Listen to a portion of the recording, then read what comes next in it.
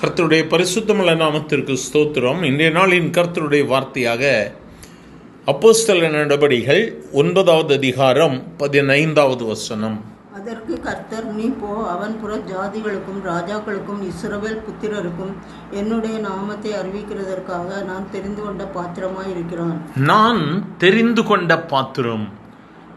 பவுலை குறித்து தேவனாகிய கர்த்தர் சொல்லுகிறார், அவன் என்னால் தெரிந்து கொள்ளப்பட்ட பாத்திரம். இந்த வார்த்தைகளை கேட்கிற எனக்கு அருமையான தேவ பிள்ளையே, நாம் ஒவ்வொருவரும் தேவனால் தெரிந்து கொள்ளப்பட்ட பாத்திரங்கள். சவுல் எப்படியாவது கிறிஸ்தவர்களை ஒழித்து விட வேண்டும் என்று சொல்லி வந்தபொழுதுதான் சவுலை இயேசு சந்திக்கிறார். இப்பொழுது அவன் பவுலாக மாறுகிறான். பவுலனுடைய வாழ்க்கையில் எவ்வளவு பாடுகள், எவ்வளவு சிறைச்சாலையின் அனுபவங்கள், எத்தனை கஷ்டங்கள். ஆனால் இவைகளின் எல்லாவற்றின் மத்தியிலையும் அவர் இயேசு கிறிஸ்துவை விட்டு கொடுக்கவே இல்லை. நான் கிறிஸ்துவுக்காக எல்லாவற்றையும் அனுபவிப்பேன். நன்மையை பெற்ற நான் அவருடைய கரத்திலிருந்து தீமையானவைகளை பெற்றுக்கொள்ளவும் நான் ஆயத்தமாக இருக்கிறேன். இதான் பவுலனுடைய வார்த்தை. ஆனால் நம்முடைய வாழ்க்கையில் ஏதாவது சின்ன சின்ன காரியங்களில் நம்ம தோல்வி அடையும் பொழுது நம்ம சோர்ந்து போயிடுறோம். ஆண்டவரை விட்டு பின்வாங்கிடுறோம், ஜெபத்தை குறைச்சிடுறோம், ஆலயத்துக்கு செல்வதை விட்டு விடுகிறோம், மற்றவர்களோடு கூட சேர்ந்து எப்படி நேரத்தை போக்குது, எப்படி இந்த காரியத்திலிருந்து நான் மேற்கொள்ள முடியும் என்று சொல்லி உலக பிரகாரமாக சிந்திக்கிறோம். ஆனால் எனக்கு அருமையானவர்களே, கர்த்தர் நம்மை தெரிந்தெடுத்திருக்கிறார். பவுலை பார்த்து சொல்லுகிறார், அவன் ராஜாக்களுக்கும் இஸ்ரவேல் ஜனங்களுக்கும் என்னுடைய நாமத்தை அறிவிப்பதற்காக நான் தெரிந்து கொண்ட பாத்திரம். எனக்கு அருமையான தேவ பிள்ளையே, இந்த வார்த்தையை நீங்கள் எதேர்ச்சியாக கேட்டுக்கொண்டு இருக்கல. இது ஜீவனுள்ள தேவனுடைய கர்த்தராக இயேசு கிறிஸ்துவனுடைய வார்த்தை.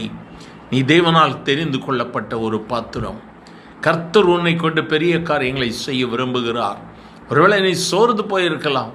அடைக்கப்பட்ட கதவுகள் உனக்கு முன்பதாக எல்லாருமே உனக்கு விரோதமாக இருக்கலாம். ஒருவேளை நீ ஆண்டவரை பற்றி நிறைய சொன்னது நிமித்தமாய் நீ மற்றவர்களால் பயக்கப்பட்டிருக்கிறாயோ, கலங்காதே.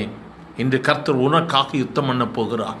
அந்த எப்படி பவுலை கர்த்தர் மேன்மைப்படுத்தினாரோ, அதே ஜீவனுள்ள என் ஆண்டவராகிய இயேசு இன்று கேட்கிற நம்ம ஒவ்வொருவருடைய குடும்பத்தில் அற்புதத்தை செய்கிற நாள் நோக்கி பார்க்கலாமா? எங்கள் அன்பின் ஆண்டவரை, ஆசீர்வதிக்கப்பட்ட இந்த காலை வேளைக்காக நன்றி அப்பா. நீர் எங்களை தெரிந்து கொண்ட பாத்திரம் என்று சொல்லி இந்த காலை வேளையில உற்சாகப்படுத்துகிற தெய்வர்க்காய் ஸ்தோத்திரம். புறக்கணிக்கப்பட்டு சமுதாயத்தால் ஒதுக்கப்பட்டு ஆண்டவரே எதுக்குமே உதவாது என்று சொல்லி மற்றவர்கள் சொல்லி புறக்கணிக்கப்பட்ட எங்களை நீர் தெரிந்தெடுத்திருக்கிறேன்.